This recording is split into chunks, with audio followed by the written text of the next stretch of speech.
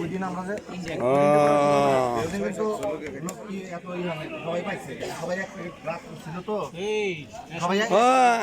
খিচুড়িটা কেমন মজা হয়েছে গো? যাই ওইটা দেওয়া ঠিক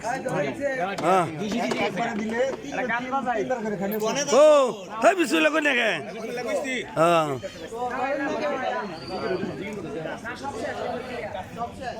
বড় ভাই গরম নাকি কি?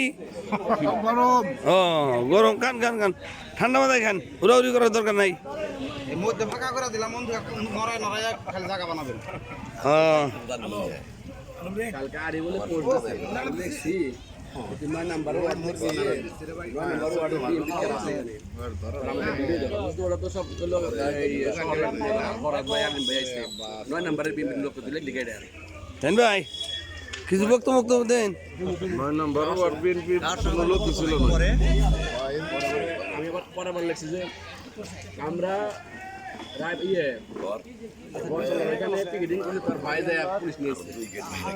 তারপরে আলিম ভাই বাড়িতে আমাদেরকে বললাম যে ঘুমাইছে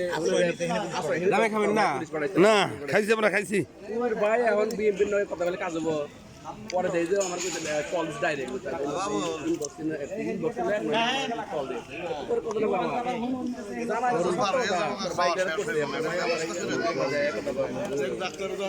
ভাই আর একটা কথা হয়েছে এই ব্যাপার দোস্ত আমার কাছে পয়সা আর জীবনে কবো না তুই এইভাবে মানা করে দিয়েছিস না করে ডিশ বোঝাই খিচুড়ি আছে জাল লাগবো বললেন না খিচুড়ি ভালো টেস্ট হচ্ছে। না খিচুড়ি মজবুত খিচুড়ি সেই মিয়া মিয়া আলি আং শাইন ভাই তুমি মিয়া কই না আং শাইন ভাই খালি কই সেলা সেলা সুন্দর হয়েছে ও